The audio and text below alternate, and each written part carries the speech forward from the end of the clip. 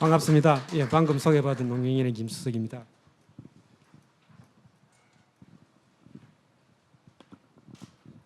예, 제가 발표할 것은 방금 말씀드린 대로 지속 가능한 농업에서 다원적 기능의 여정으로 해서 지속 가능한 농업과 다원적 기능의 어떤 관계 이런 쪽을 발표하도록 하겠습니다. 발표 내용은 먼저 지속 가능한 농업에 대한 개념과 의미를 보고 그 다음에는 이제 농업의 다원적 기능에 대한 개념과 의미 그리고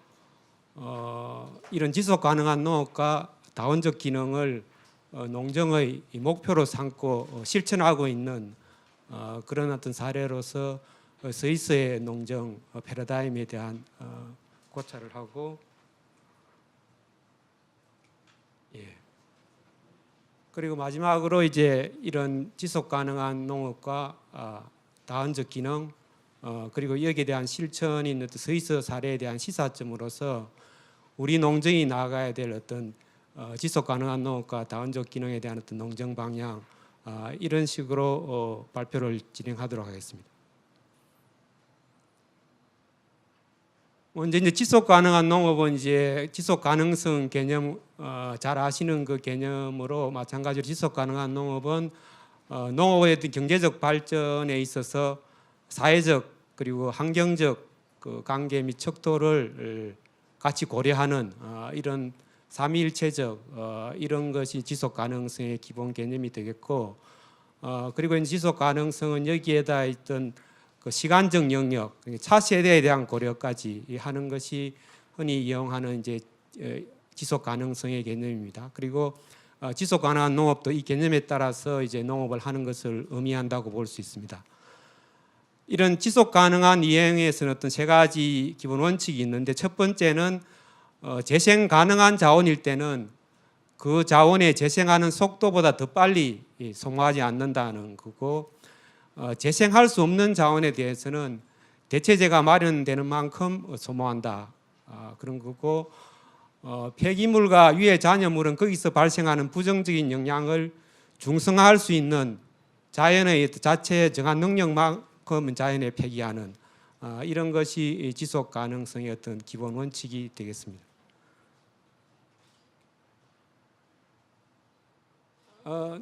농업에 있어서 이제 기존의 어떤 농업에 대한 패러다임은 일반 경제와 마찬가지로 주로 이제 우리가 경제학에서 농업 경제학을 다루면은 생산 영역과 어떤 소비 영역 이 두 가지를 고려하고 생산 영역에서는 생산의 3요소 토지, 노동, 자본의 어떤 생산성을 높여서 여기에 대한 경쟁력을 제고하는 이런 것이 이 기존의 어떤 경제 개념의 경제 과정이고 농업 생산 및 농업 경제 과정이기도 했습니다. 그런데 이런 과정에서는 기본적으로 생산 영역과 소비 영역이지만은 기본적으로 이 생산 영역에 있어서도 인간의 생산 활동만 보고 있고 소비 영역에 있어서도 인간의 소비 활동만 보고 있는 그러니까 인간이 생산하기 이전에 자연이 어떤 생산했던 영역이라든지 인간이 소비하고 난 이후에 그 자연으로 되돌아가는 그 한류 과정이라든지 이런 부분에 대한 그 고려가 적었다고 볼 수 있고 그래서 어떤 새로운 어떤 지속 가능한 농업에 대한 패러다임은 이런 기존의 어떤 두 단계의 과정을 네 단계의 과정으로 그러니까 자연의 생산 과정 그리고 그 이후에 인간의 생산 과정 그리고 인간의 소비 과정 다시 자연이 한류되고 리사이클링하는 과정 이런 과정을 거쳐 다시 원위치로 첫 번째 쪽으로 올라가는 이런 순환 과정 이런 것이 이제 지속 가능한 농업의 패러다임이라고 볼 수 있습니다. 그러니까 기존의 어떤 생산 과정과 소비 과정은 생산성 영역이라 볼 수 있고 자연의 한류와 어떤 자연의 생산 과정 이것은 이제 재생산 영역이라고 볼 수 있는데 기존의 어떤 생산성 영역 중심의 어떤 경제나 농업에서 재생산성 영역까지 고려하는 그런 것이 지속 가능한 농업의 패러다임이 되겠습니다. 그래서 이제 지속 가능한 농업이라는 것은 농업의 어떤 전 과정이 선순환 구조를 이루어지게 하는 것인데 이 지속 가능한 농업을 위해서는 인간의 생산 및 소비 과정, 그러니까 생산성 영역, 이 자연의 정화 및 복원 능력과 자원 자체의 생산 능력, 그 재생산성 영역을 약화시키지 않게 진행되어야 한다는, 지속 가능한 이용을 해야 된다는 것이 되겠습니다. 그리고 자연의 자체 능력만으로 완전한 회복이 불가능할 경우에는 자연의 회복 탄력성을 높이는 인간의 활동이 필요하고, 이런 면에서 이제 케어 에코노미 이런 개념들이 나타나고 있습니다. 그러니까 지속 가능한 농업을 위한 가업은 무엇보다 자연의 능력과 가치를 인정해야 된다는 것입니다. 그러니까 재생산성이 생산성만큼 중요하다는 그런 인식을 가져야 되는 거고, 자연 자원이 무제한적으로 제공되는 것이 아니고 무상이 아니라는 그런 인식을 가져야 되는 거고, 자연의 재생산 과정이 충분한 역량을 발휘할 수 있는 그런 기반을 조성하고 제도를 만들어야 된다는 것입니다. 그리고 인간의 농업활동 과정에서 자연 자원에 대한 어떤 지속 가능한 이용이 있어야 되는 거고, 재배되는 작물이나 사육되는 가축의 건강과 복지를 정진시켜야 되는, 이것은 기본적으로 재배되는 작물이나 가축의 건강이 바로 사람의 건강과 직결된다는 이런 인식에서 기초되는 것이 지속 가능한 농업이라고 생각이 됩니다. 그래서 이런 지속 가능한 농업의 현상 형태를 보면은 앞처럼 4단계로 봤을 때 제1단계에서는 지속 가능한 영농을 시작할 수 있는 환경을 조성하는 그런 것이 되겠습니다. 그리고 여기서는 유전 자원의 보존과 생물 다양성 유지, 그리고 에코시스템 보호 및 관리, 이런 부분이 되겠습니다. 제2단계는 지속 가능한 영농 활동에 의한 농업 생산 단계, 여기서는 농업 자원의 어떤 지속 가능한 이용, 윤작과 같은 그런 것이 있고, 그리고 환경 친화적 동물 복지적 생육이 있어야 되고, 여기서는 자연 및 유기농법과 방목 사육, 그리고 밀식 사육 금지, 이런 것들이 2단계에서 일어나야 되는 겁니다. 그리고 제3단계에서는 건강한 고품질의 농식품 소비에서 농축산물에 대한 엄격한 이력제와 인증제를 실시하고 지속 가능한 소비, 이 개념은 차후에 설명을 드리겠습니다. 그런 것이 제3단계가 되어 있고, 제4단계는 리사이클링 한류 단계라서 그 폐기물의 처리, 그리고 토양의 복원, 휴경을 포함해서 토양의 복원, 이런 과정이 지속 가능한 농업의 현상 형태라고 볼 수 있습니다. 다음 두 번째로 이제 다원적 기능에 대해서 보겠습니다. 다원적 기능의 개념은 기본적으로 2001년 OECD 정의에서 나왔었는데, 농업의 생산 과정에서 결합 생산물로 창출되면서 외부 효과를 갖는 기능을 이제 다원적 기능이라고 했고, 이것은 이제 UR 협정과 관련해서 비교적 관심 사항에서 이것이 발전되어서 OECD 정의에서 다원적 기능 개념이 나타나게 되었습니다. 그런데 이 농업의 다원적 기능의 실제적인 의미라는 것은 농업 활동이 연간 산출하는 부가가치 중에서 시장에서 가치가 실현되는 실물 가치, 농산물 가치를 제외한 나머지 가치가 이제 다원적 기능이 되고 다원적 기능의 가치가 되는 겁니다. 그래서 여기에는 식량 안보라든지 이제 환경 부분이라든지 식품 안정이라는 이런 것들이 다 다원적 기능의 활동에 되겠습니다. 이 다원적 기능의 가치는 지금까지 나온 연구를 어느 정도 종합하면 약 27조 8천억 정도가 이제 농업의 다원적 기능 가치로 이제 추정이 되고 있는데, 여기서는 이 가치액 자체의 의미보다는 이 다원적 기능 평가의 의미라는 것은, 이 다원적 기능은 농업 부분의 실물 부가가치, 그러니까 예를 들어 실물 부가가치가 2016년 22조 정도였었는데, 실물 부가가치 이상의 그 크기 혹은 그 크기 이상의 가치를 매년 산출하고 있다는 그런 것이 이 다원적 기능 가치 평가의 의미라고 볼 수가 있습니다. 그래서 이 다원적 기능의 의미라는 것은 이 다원적 기능의 함의는 농업의 가치가 실물 시장 가치 이상의 가치를 창출하기 때문에 실물 시장 가치의 잣대로 농업을 평가하지 말아야 된다는 거고, 이에 따라서 이 다원적 기능이 농업 보호나 농지 보존의 논리가 되고 직불금 지급의 논리로 활용되어 왔습니다. 한마디로 이 다원적 기능이 농업에 대한 어떤 방어적, 수동적 논리로 활용되어 왔다고 볼 수 있습니다. 그런데 이 다원적 기능이까지는 앞으로의 과제는 이런 다원적 기능이 농업이나 농지에 대한 방어적 논리 차원을 넘어서 다원적 기능을 사회 개혁의 어떤 핵심 원동력으로 발전시키는 것이라고 할 수 있습니다. 이것은 지속 가능한 농업을 통한 다원적 기능의 확산을 정책의 어떤 최우선 과제로 설정한다는 것이 의미하는데, 이런 지속 가능한 농업에 의한 다원적 기능의 확산의 어떤 근거로는 첫 번째로 그 물리적으로나 물적으로나 현재 이제 그 농업의 재생산 영역까지 고려하는 것 진정한 지속 가능한 농업을 도입하지 않고서는 중장기적으로 농업이 지속 가능하지 않다는 그런 어떤 물적인 제약을 들 수 있습니다. 두 번째는 그 지속 가능한 농업을 통한 다원적 기능의 확산, 삶의 질의 확산 높이는 것, 이런 것들에 대한 사회적, 국민적 수요가 있다고 할 수 있습니다. 그리고 정책적으로는 지속 가능한 농업 및 다원적 기능 확산을 위한 정책이 국가가 국민의 삶의 질을 높이는 정책을 추진하는 의무에 속하는 거라고 할 수가 있겠습니다. 그리고 이제 이 앞서 말씀드린 지속 가능한 농업과 다원적 기능의 관계를 보면은 지속 가능한 농업과 다원적 기능의 관계는 1차적으로 투입과 산출의 관계로 볼 수 있습니다. 그러니까 지속 가능한 농업을 통한 어떤 그런 투입을 통해서 그 결과물로 다원적 기능이 산출되는 그런 관계라고 볼 수 있습니다. 이제 그렇지만 보다 엄밀하게 살펴보면 그 지속 가능한 농업과 다원적 기능이 이례적인 투입 산출 관계에 있는 것이 아니라 상호 지속적인 영향을 주고받는 순환 관계에 있다고 할 수 있습니다. 그러니까 지속 가능한 농업을 통해서 다원적 기능이 산출되고 국민의 삶의 질이 향상되고 지속 가능한 농업에 대한 국민적 공감대가 확대되고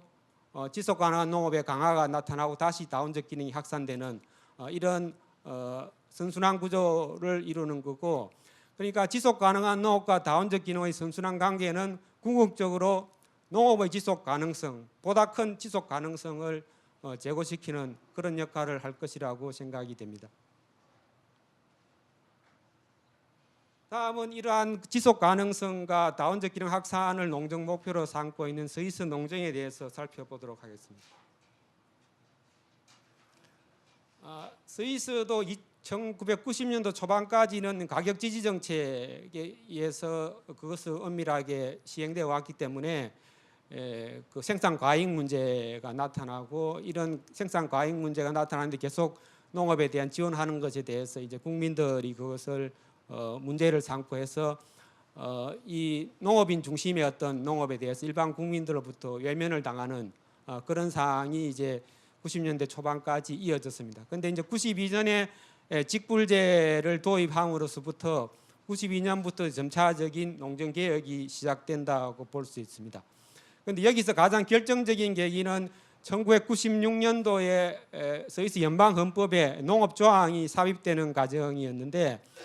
이 연방 헌법에 농업 조항이 삽입되는 게 그냥 바로 헌법에 들어간 것이 아니라 그 삽입되는 과정에 어떤 사회 전체적인 큰 변혁이 있었습니다. 먼저 95년도에 연방 헌법의 농업 조항을 농민단체 중심으로 그 조항에 대해서 발의를 해서 의회에 통과해서 국민투표에 붙였는데, 국민투표에서 95년도에 부결되었습니다.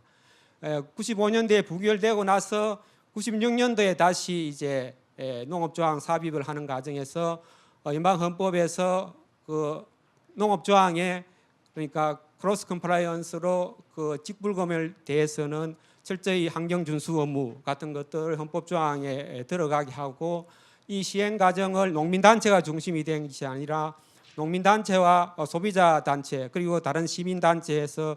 16개 단체들이 같이 연대해서 이 연방 헌법에 농업조항 넣는 것에 대한 사회적인 운동을 1년 동안 벌였습니다. 그래서 그 결과 96년도에 78%라는 국민투표의 어떤 압도적인 그 가결로 이 농업조항이 들어가게 되면서부터 스위스 농정이 기존의 농민 중심 농업에서 국민 중심 농업으로 바뀌게 됩니다.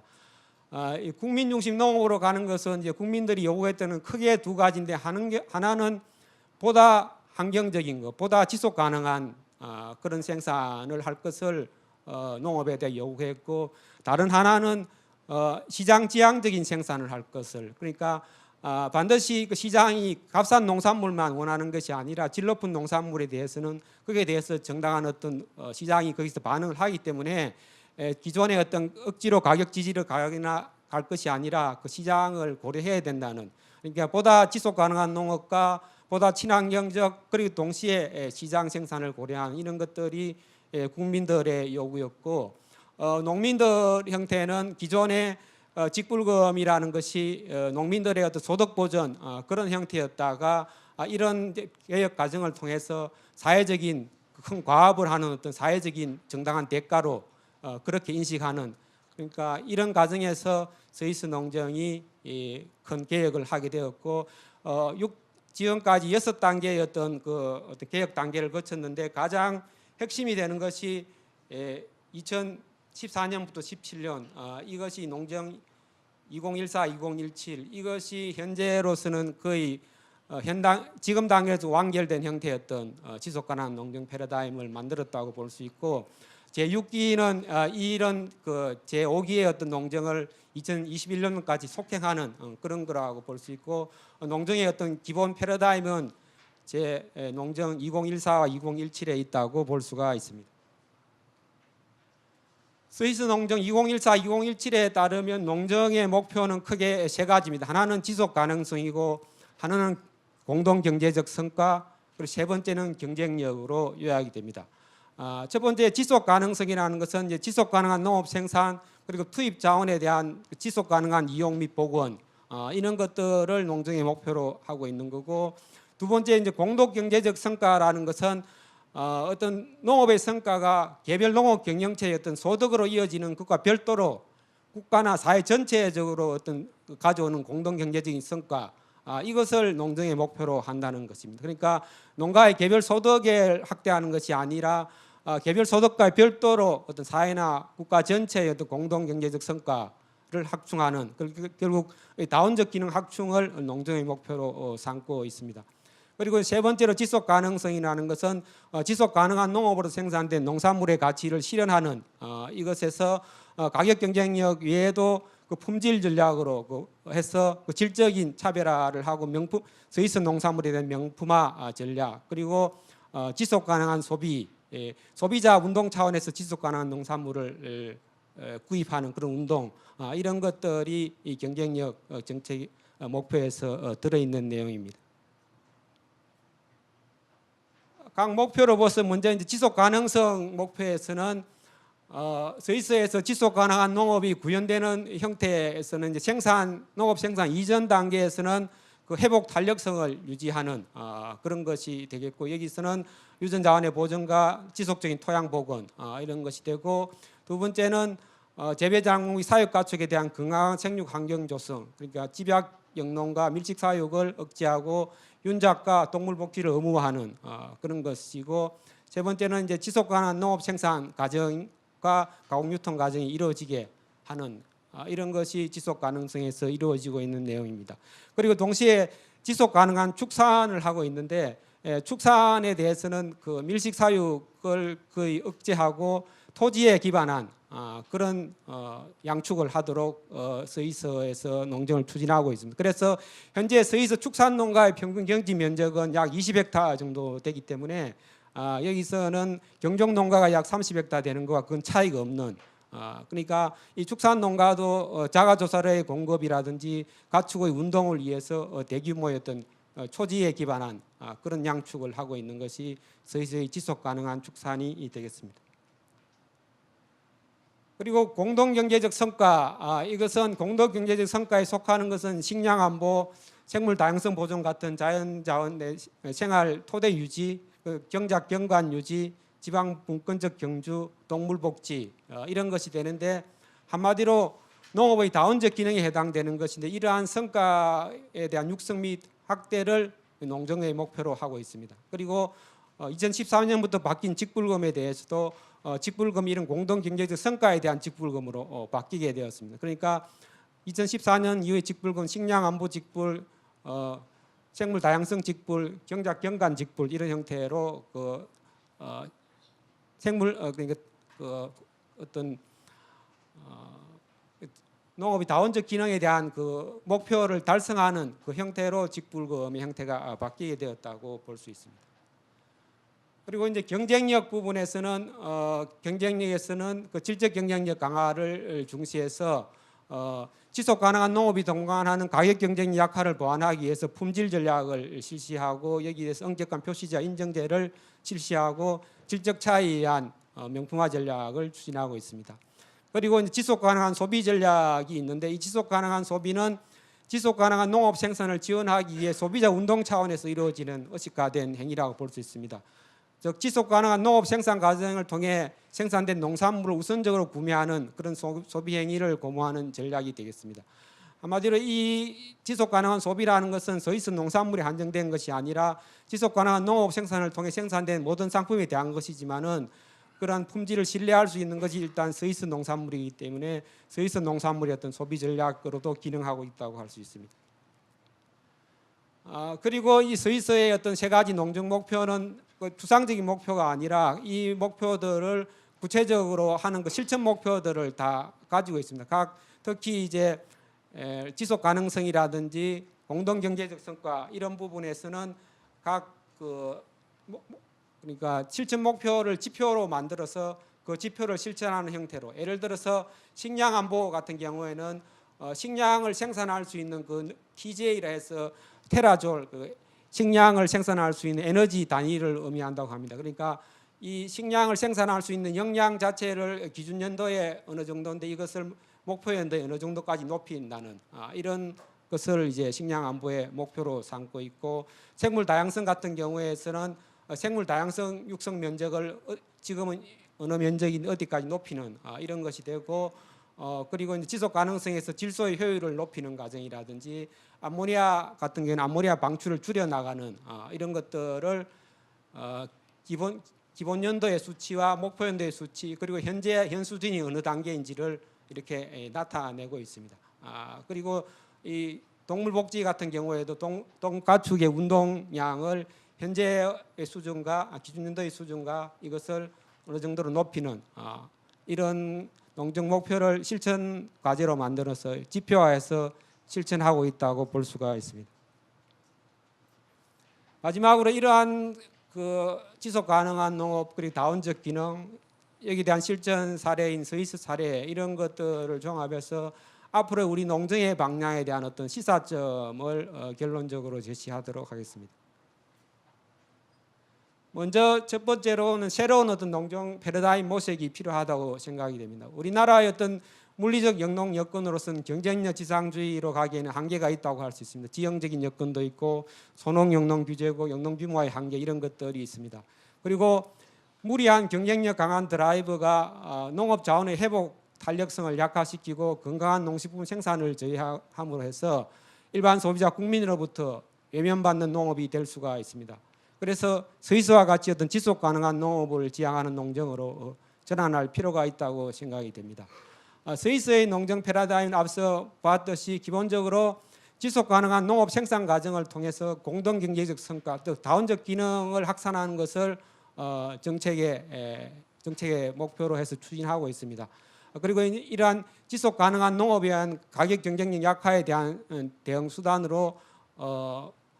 스위스 농산물에 대한 품질 전략과 있고 지속 가능한 소비 전략 이런 것들이 시행되고 있다고 할 수 있습니다. 그래서 우리의 농정에 있어서 새로운 어떤 방향 설정과 어떤 그 농정 계획의 추진을 보면 현재 기본 방향은 지속 가능한 농업과 농업의 다원적 기능 확산 이것을 기본 방향으로 삼아야 된다고 생각합니다. 그리고 농정 개혁 과정에서는 농업인 중심 농업에서 농업인과 국민이 함께하는 그 국민 중심 농업으로 바뀌어야 된다고 생각이 되고 농정 개혁 사항으로서는 소비자 입장을 고려한 농정을 추진할 필요가 있다고 생각이 되는 첫 번째로는 지속 가능한 농업에 의한 친환경적이고 건강한 농식품을 소비자가 획득할 수 있게 해야 되는 거고 두 번째는 시장 지향적인 생산 그러니까 시장에는 값싼 상품에 대한 수요만 존재하는 것이 아니라 질 높은 상품에 대한 수요가 있기 때문에 이런 것들을 고려하고 또 지속 가능한 소비가 전략으로 존재한다는 점을 같이 고려해야 된다고 생각을 합니다. 그리고 이제 농업인에 대한 인식과 어떤 행동의 변화가 있어야 된다고 생각하는데 어떤 직불금이나 어떤 정부의 보조에 대한 인식에 있어서도 이것이 낮은 농가 소득에 대한 보전이 아니라 지속 가능한 농업 활동과 다원적 기능 확산에 대한 어떤 보수라고 생각을 인식의 전환을 가져야 되고 이런 인식에 기반한 영농 활동, 어떤 자발적인 상호 준수 의무 이행 이런 것들이 있어야 된다고 생각을 합니다. 정책의 어떤 개별 사항으로 몇 가지만 들면 먼저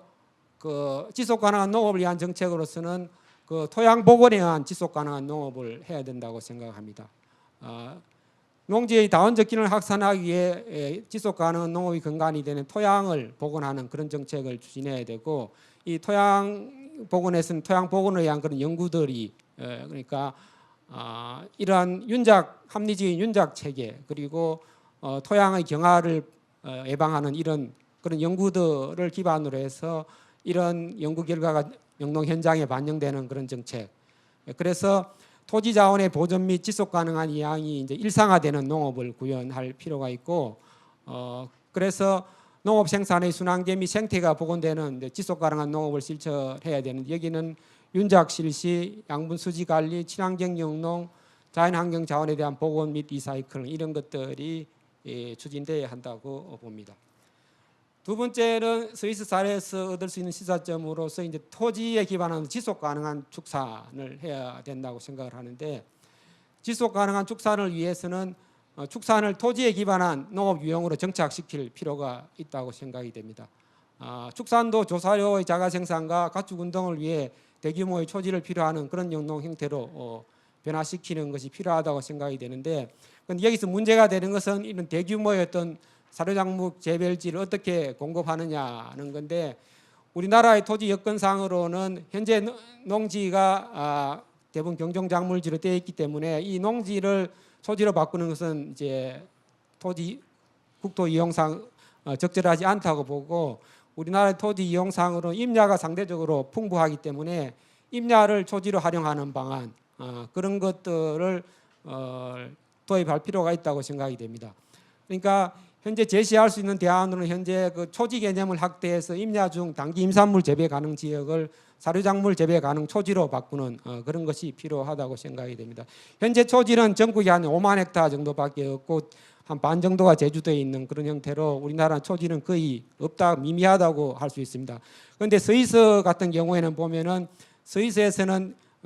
전체 농지가 100만 헥타르가 되지만은 그중에 경종작물 재배지는 40만 헥타르에 불과하고 60만 헥타르가 초지로 되어 있습니다. 그러니까 그 초지도 농지 개념에 포함시켜서 경종작물 재배지는 경종작물을 하고 초지는 다 축산에 이용하게 하는 그런 형태가 되기 때문에 우리도 지속가능한 축산을 위해서는 이런 임야 중에서 일부분을 초지로 바꾸는 그러니까 지속가능한 축산을 위해서는 농경지 개념 그리고 국토 이용 체계에 대한 근본적인 변화가 필요하다고 생각이 됩니다. 그 다음으로는 이제 지속 가능한 농업과 다원적 기능이 같이 이렇게 확산되는 그런 정책 목표로서는 스위스처럼 지속 가능한 농업과 다원적 기능 확산을 농정 목표로 설정하고 여기에 대한 구체적인 실천 목표를 설정하는 그런 것이 되겠습니다. 그러니까 지속 가능한 농업과 다원적 기능 확산에 대한 실천 목표를 이제 지표화해서 지표별 기준 연도 값과 목표 연도 값을 설정해서 하는 스위스 방식에 대한에서 시사점을 얻을 수 있다고 생각이 됩니다. 그리고 이 지표에 따른 목표 달성치를 위한 정책 사업을 추진할 필요가 있다고 생각이 됩니다. 그리고 직불금에 있어서도 직불금의 어떤 그 개편이 있어야 되는 직불금의 어떤 목적 및 성격의 전환이 필요하다고 생각이 됩니다. 그 목적은